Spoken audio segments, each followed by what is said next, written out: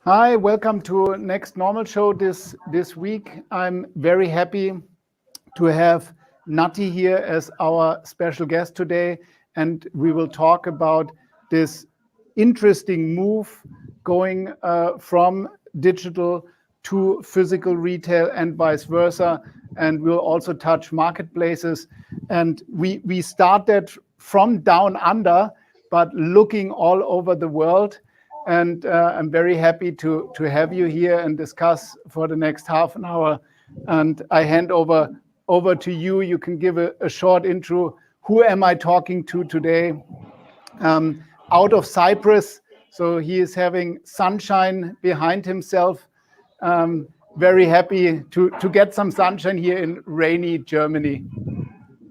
Thanks, Joseph. Hi, everyone. Thanks for having me. I moved to Cyprus about 8 months ago after I've spent 20 years in Australia. My last role in Australia was managing director of an online pure play website called catch.com.au. I joined Catch in 2016, and when I joined Catch, it was about $200 million in revenue. It had about 30,000 SKUs in stock. It was a regular e-commerce website. And part of the mandate that the shareholders have asked me to do is we need to grow and we need to go fast and lead this business all the way to an eventful exit, which is what we've done. And we did a few very interesting strategies. And there's different areas in the business to focus on. But the first thing we've done is stabilize the business, put really good people in, and then start to accelerate growth. And the growth came through, we've launched a marketplace.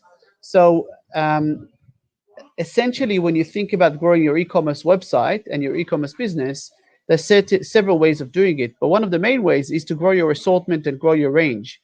To grow your range, you can buy more products, you can get more warehouses, you can get more buyers, but you can also try and add more categories by introducing a marketplace, allowing third-party sellers to use your platform to sell on your platform, which is what we ended up doing. In fact, we grew both of our in-stock or our first party and our marketplace at the same time, and one fits the other. But the marketplace was the main strategy. And just to give you a bit of numbers, when I left 8 months, about a year ago, we were doing over $1.2 billion sales. So we went from $200 million sales to over $1.2 billion sales in 4 years. And marketplace was part of it. Marketing is really important in the online space. A lot of the demand comes from customers have to find you. When you're in a physical space, when you're in a shopping center or a corner store, they'll just find you by walking around. If you're online, they'll not find you unless you are very clearly deploying marketing strategies to be visible online. And so we had to build a whole marketing strategy and marketing teams and deploy CRM systems, customer onboarding systems, retention, et cetera, et cetera, et cetera. So that's the journey I've been on. And since leaving Catch, which was about a year ago, I traveled across Australia with a caravan with the family. And then I decided to come closer to Europe and landed in Cyprus. Since then, I've done quite a few startups. I've got a marketplace startup in Australia called TradeSquare, which is a B2B marketplace. And I've got a fintech company in the payment space for online, for e-commerce, and a few other ventures that I'm involved, as well as consulting and helping some of the biggest retailers in the world in the area of digital and marketplaces. And I think, Joseph, you and I discussed about what are the strategies that grocery and large format retailers can adopt in order to deploy marketplaces and maybe grow revenue through other channels like a marketplace. Yeah, marketplace and the junction that you said, and I like that when you said putting marketing costs in, because that was one of the catch parts where you say physical retail in that sense is a point about having an exploration, about giving an impression, but in the end, it's not a valid sales channel. It's more of a point to say it's brand experience. It's actually a marketing cost. So this is a very interesting topic to say. I go into physical presence and I invest in bricks and mortar, but in the end, I will not directly take an ROI on the number sold, but more on how Yeah. do I put myself into the consumer's mind and Yeah. in the eye. Yeah? Look, ultimately, it depends what your goal is. If you already have stores, if you're already a big grocery retailer, there is a tremendous opportunity to leverage your assets to build, to expand the business without having to open more stores or increase the range. Obviously, we know we got the physical limitation of space. What's happening now in Australia, and you can see Walmart doing the same thing, is everyone understands that, the biggest asset they have is their customers. Acquiring customers, acquiring loyalty, building a brand, that's the most difficult part. If you've already done that, now the question is how do you monetize your audience? So you can see grocery retailing, starting credit card, selling insurance, selling mobile phone plans. I've seen it all, and I've done some of it myself.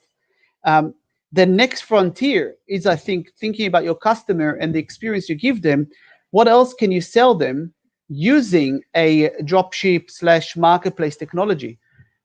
What we've done a few things. We use the physical space as a marketing exercise. So we opened stores in locations where we wanted to acquire customers. And as I mentioned before, it's really hard to acquire customers online, and it's getting more and more expensive. And so sometimes it's easier and cheaper to acquire a customer through a physical store, because you can get 500 customers walking into your store, and you can give them coupon codes, you can give them promotion, you can give them a taste of your assortment, you can give them a digital experience. If you were to try and acquire these customers online, you'd be paying between $50 to potentially $100 per customer to acquire. So a physical store could actually become a very good marketing exercise. And it's interesting when we look just a small look at the pandemic, because that's one of the points where I really think where you cannot say global is everywhere the same, but in the whole globalization the pandemic showed that you have very localized solutions. So in Germany, grocers grew significantly even without having delivery options. So grocery market grew, where grocery and DIY, whereas normal retail had a significant drop. On the other hand, in the US, you had a much more variety, where Target was doing great, but some others were doing bad. So it's also depending on the ecosystem. Do you offer delivery? Is the network system available? And how are the consumers picking up? Because I think what you said, for German grocers, it should be much easier, because everybody, no matter how much lockdown we had and how much the virus spread, everybody went shopping into the grocers. So that's your only way out of the house. That's the only thing you visit besides sitting at home. Yeah. Yeah. Look, I've seen fashion retailers who struggled because people stayed at home and they wanted to buy things for the home. And I think businesses like ours and like other ones that had, kitchen appliances, dry food, toys, books, entertainment, that go crazy. Now, if you have a department store, if you sell a variety, then as demand changes, you can shift your business, right? So if you have more demand in fashion, you buy more fashion. If you have less demand and more furniture, you buy more furniture. You can adapt. If you're very vertical, if you only do one thing, if there's a drop, as a decline. Groceries are quite a stable business. It's not a business that goes 20% up one year and 20% down next year. It's pretty stable. People need to buy food. What I think the opportunity for grocery retailers is to start looking at their customer base and understand, when the customer goes to shop online with them, what else can we offer them? So let's take, for example, pets, right? See, people still buy, their, pet food from the grocer, from the local grocer. Maybe a few things they need, maybe they need a brush or whatever. Some very basic things, but the range of available pet products is huge. Yeah. If you can integrate into your online proposition, a variety of products, right? For your pets, all of a sudden, you increase the basket. Customers trust your brand. They know about the quality. They know that you are going to make sure that the sellers, the marketplace vendors, are going to be curated, so you only bring good quality, and all of a sudden you find yourself increasing your revenue by 20 or 30% by selling other products that you have not offered before. Obviously, it has to make sense. Nobody's going to buy a Gucci dress from a grocery, so that it doesn't go with bread. But pet products, toys, your kids are stuck at home. You're getting delivery. Oh, there's a nice toy here on promotion, or there's a nice book. Basic home furniture. You can sell some luggage. There's a lot of things you can sell. And in Australia, Aldi is a good example where, Aldi always has the middle aisle where they surprise the customers. Yeah.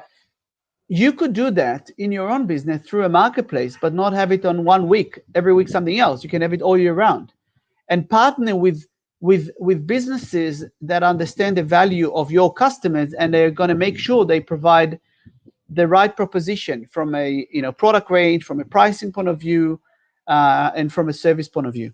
The logistics is a different conversation, but most marketplace models is that the vendor does the logistics himself, and he delivers to the customer to the end point. You don't have to look after logistics. Yeah, there are different models on that, but coming back to this, let's say the physical grocery retailer, and then the online marketplace like in Amazon. And then Amazon has much more data about their specific customer. But even having that data, they're very convenient with the Prime offering. But in the end, you get things offered on a weekly basis or on a monthly basis. I mean, it's very easy to say, I need every few weeks, I need a new toothbrush. I need a new pet food. So that's something they put in, but they give you buy a washing machine and they tell you, do you want another washing machine? So the algorithms are still not that defined on category, which is a hard job, which of course for a grocer, if they start getting the data, which they usually at the moment don't have, and really define that offering, of course that could be very interesting. And that's like you said, maybe a kind of investment where you have to have customer acquisition costs really in the infrastructure of your physical store, because otherwise, where else do you want to get that data? You need to have in the physical presence the first contact, the first information, and then you can transfer it to a subscription model or to something else. Yeah. No, I think we have to think like retailers and try to differentiate from Amazon. Amazon is a big computer, a big algorithm machine, right? When I talk to retailers, especially department stores, I'm trying to ask them, how are you going to be different from Amazon? Because if you're just going to be the same, offer the same thing, it's not enough. And the way that you differentiate is by knowing your customers and making sure that you are giving them a shopping experience which is different. In the grocery sector, when a customer comes to shop with you, you know what are the things that they need to buy, and you offer them the convenience of that one-stop shop. And then you can wrap it up with a bit of loyalty, because you usually grocers have loyalty, right? So what is the loyalty program that goes with it? And it becomes so convenient for a customer when they shop online, milk, bread, this, and I need some pet food, and I need a new collar for my pet. So I'm not going to go to Amazon. This grocer has a beautiful range of 20 or 30 collars for my dog. So I'll just add to the basket, add. I'm getting my points. I'm getting one receipt, one payment, and I'm getting these deliveries come to my home. It's actually not hard to execute, and it takes a bit of investment, a bit of effort, but the opportunity size is huge. I mean, for Catch, we had 30,000 products in our range. We've added another 1 million for Marketplace, and our revenue now is 55% is Marketplace, and 45 was our own stock. So the size of the opportunities is very, very large if you execute it. One of the things you see with the big grocers in Australia is that they realized that they need to invest in data, they need to invest in technology, and so they've started a few things. First of all, they've started their own incubator where they invest in other startups that think that can help their business, so they become actively involved. They partner with startups and they start new businesses. It was just announced that Woolworths in Australia is launching a online pet business, right? They partner with an insurance company and they're launching an online pet marketplace. This is the opportunity when you have a big customer base to start offering them new products and even new businesses based on the customer, because owning the customers is your biggest asset. But isn't that also a kind of a legacy issue, that like a lot of the physical retailers are older and have legacy systems, just seeing all the POS systems? I mean, we get confronted a lot with POS systems, and there are some real dinosaurs still in there where they never heard about IoT or about specific front ends, not very customer friendly, Yeah. very old hardware setup, and not connected in that sense. And therefore, of course, for somebody coming out of the digital world with the latest technology, jumping into the physical will start from scratch, but on another level. Whereas a lot of those physical retailers who have been established in a few years, since a few years, they even didn't have a transition. They had their physical systems and they had maybe an online store, but they were not connected. So the convergence was not there. And we see that for a lot of those retailers, it's really, really hard to get out of that legacy systems. Yep. I mean, ultimately, what I'm saying is that we're still in an environment where the cost of doing business in a physical store for groceries is a lot cheaper than online, right? Because of supply chain efficiencies. So grocers are trying to get their customers back into the store. That's the main priority. I think what you need to think about it is a journey. You have to put in place a 5 to 10 year plan that says, here's my journey towards technology, digitization. What are the quick wins I can have now? And what are the things that are long-term investment? For example, you could decide that you want to turn your stores into a collection point for your marketplace. So all of a sudden, a customer orders things and they have to walk into a store. So it drives traffic into the store. Integrating your online website with the POS and having all the data connect to each other, that's a big project, like you mentioned. I don't think it's a matter of do the whole thing or do nothing. I think it's a matter of, okay, this is what we want to do over the next 5 years. There are things we can do right now that are going to give us immediate return and start building, and there are things that's going to take a bit longer. But one of the challenges for groceries is that some of these infrastructure investments are big investments. They need to have the vision for the growth and the vision of what is the outcome of these investments. So then they can go to the board and get the budget to make changes, because they say, look, we're going to build this marketplace. We're going to generate another $500 million of sales through this. And we're going to clip a ticket of 10%. So it's another $50 million. And if we have these point of sale systems with data, we can better target our customers. And we need to build it's a cycle that you have to invest. And it has to be one ecosystem that you're describing, right? You want to describe how the point of sale supports the digital and vice versa.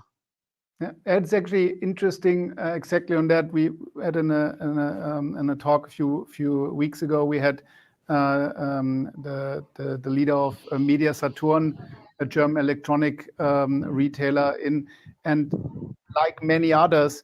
And when you look at Walmart, what they're already doing is like to have a part for experience. Where can the customer experience?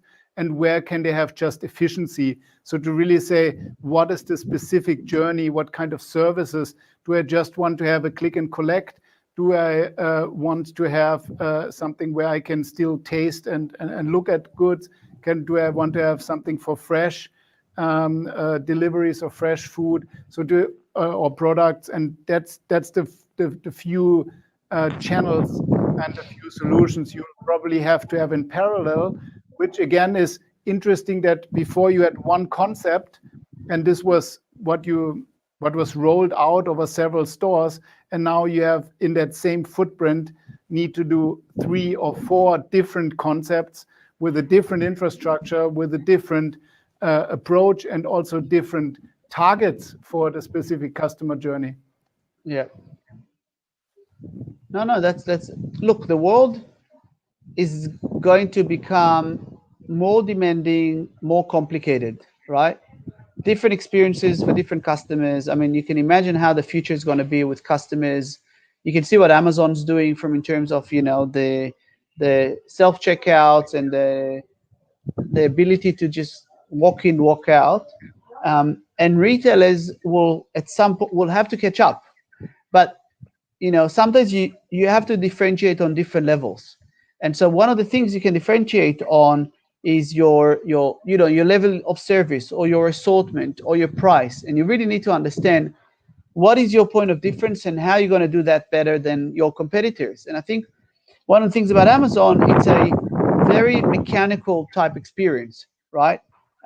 It doesn't have a, which is why fashion doesn't work very well for Amazon, right? Because it's not a place where you go to be inspired and to learn and to try and buy the outfit and look. It's a place where it's run by very much, Yes. it's a computer machine algorithm type thing.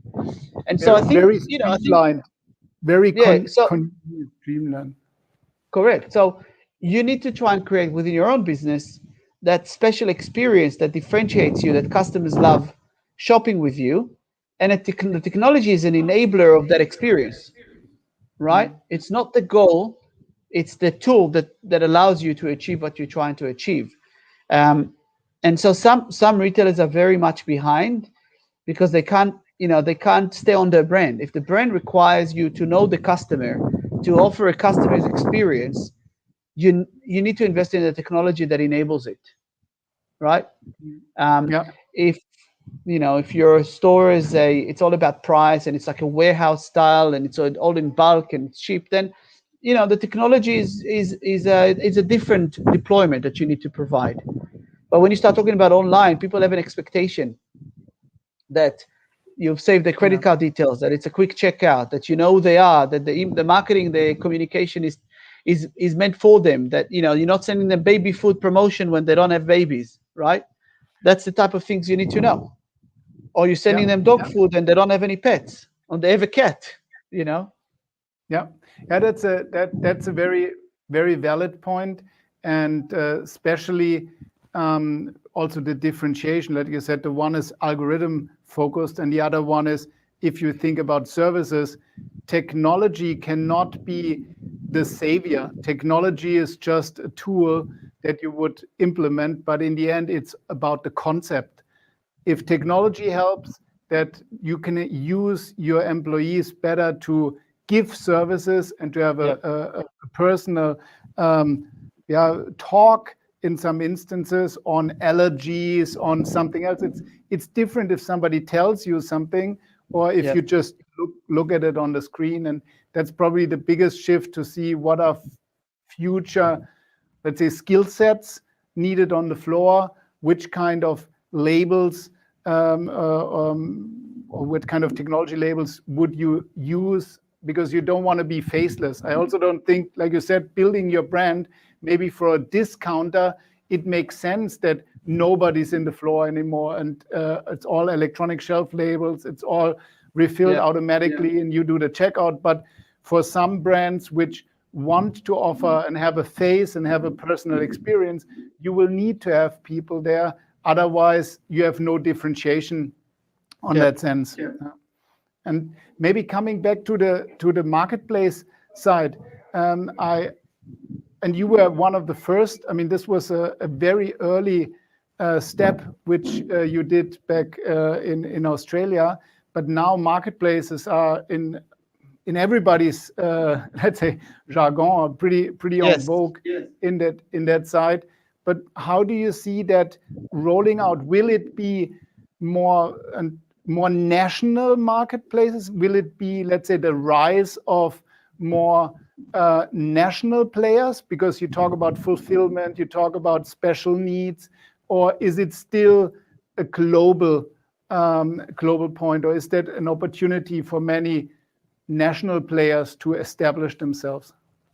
I absolutely think there's a massive opportunity for local merchants to build their own proposition.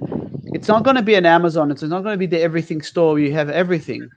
It's going to have to be the product that makes sense for your customer base, and that you have an advantage. So, I mean, the advantage that you have by, if you're a grocery retailer and you've decided to expand your range, you have the ability to build relationship with partners, business partners, where Amazon doesn't have a partnership, right? You're just another vendor out of hundreds of thousands of vendors, and if something goes wrong with the algorithm, they just block you, and all of a sudden you're not selling anything. Here you have an opportunity. Let's say, for example, you've got Easter, so you go to all the merchants that sell gifts, and I know you sell chocolates, but maybe you want to sell some specialized chocolates or whatever, or special cakes, or a special Easter games. You go to the merchants that you partner with, and you said to them, look, we are running a special promotion, we're running a special, give us something, a special offer, make something special for our customers, we'll promote you. You start customizing, start building something that's more unique, because within your world, you know your customers, you know what they want, you know what they're going to like. If you've got a range of chocolates, you might have the core of the range in store, but the extended range available online. So you might say, okay, here's the 20 top chocolates, great, but we've got another 50. You don't want to put all 50 in store, so you put the 50 online, and you get a vendor. You can either get them directly to fulfill, or you get a marketplace vendor who specializes in chocolates, or personalized products, where you want to go and get the chocolate with your name, or a shirt with your name, or an Easter, special Easter hat or Easter cap. Those are the type of things you can do, but you have to have your merchant hat on. It's not the computer that starts doing it, but it's your business team within your business that finds the right partners for you. If you're selling bicycle, you might partner with your local bicycle retailer, and you offer, and so that they know where it's coming from, you're getting delivered. Those are the type of partnerships you can build. And so I think they're always going to be like the big one, the Amazon one. But you have an opportunity to instead of calling it a marketplace, call it extend the range, right? You extend your range by using third-party partners. And so that when a customer comes and wants to buy a dog collar, you've got 3 in your store, but 3 is never going to satisfy the customer. What if you had 20? 3 from you, 17. What if a customer could come into the store and browse in store the other collars, which is offered by third party, so you don't have to buy the stock or curate it, place the order, pay at the checkout, and have it delivered to their house? Right? These are a lot of things that, and for example, for very successful cases, something like Adidas, who is doing that convergence of digital and physical already, who give you exactly that option, going into the store, trying on.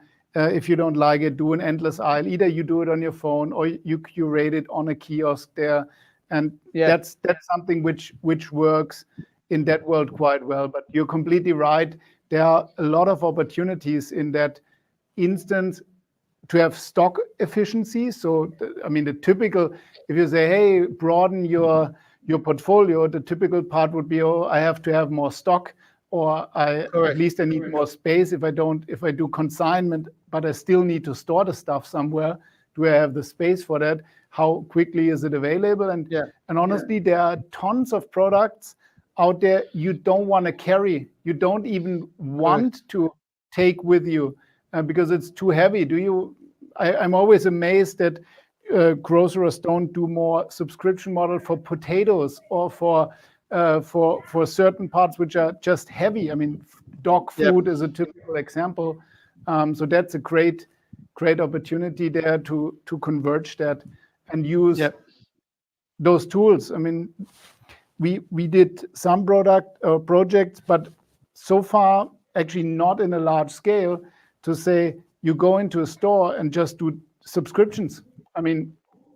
Like I said, do the first purchase real life, but have the possibility to say, this I want to have in a subscription, and this I want to have in a subscription, to have that convergence. But that's still not in large implementation, but hopefully it will come.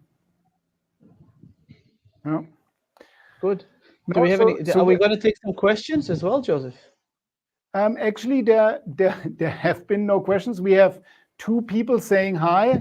So Thomas is saying hi. To Thomas Hinterleitner. You can put them on, Christian. So we only have two highs. Thomas is saying hi, and Thomas Pollan is saying hi. So, but no questions. If there are any questions, please ask us. Oh, we have a question coming in. Hi from Switzerland. Do you think the post-COVID future, the shift will be back more sales in physical stores? Yeah, that's a very interesting question. Patterns.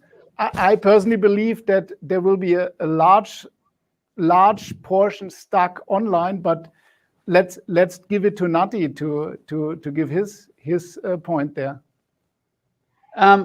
Look, I'm not a futurist, but I can tell you that Australia doesn't have COVID right now because they've closed the borders and they just went into lockdown. They got the numbers to zero. And first of all, you're seeing very strong growth in that market. In general, everything's growing.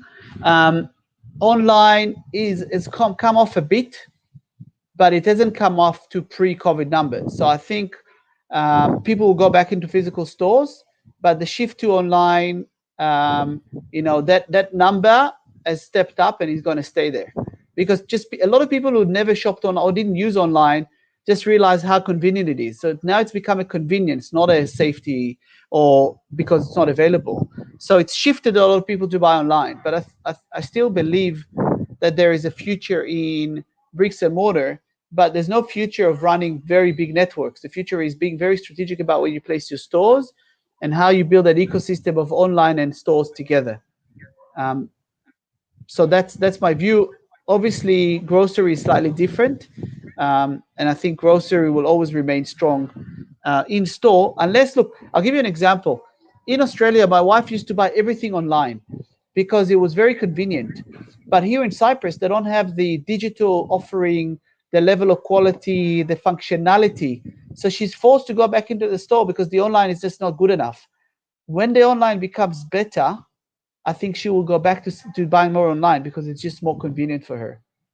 So there's still an opportunity to capture market share online if you really have a good proposition.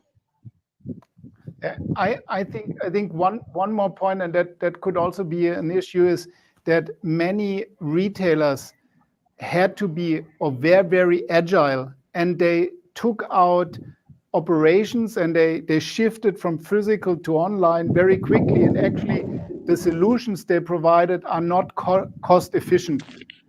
And I think for many retailers, it's also a point, if things open up again, they would rather today than tomorrow kill this digital offering because it's just not cost efficient, because they never invested. It was just like quick and dirty, and quick and dirty is good, but quick and dirty usually doesn't work in a long term and is not scalable.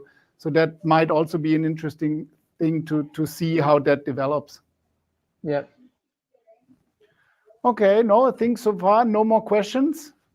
So just thank you, Marcus. No, we are on our time. So thanks a lot, Nati. Was fantastic. Thanks for being there. My pleasure.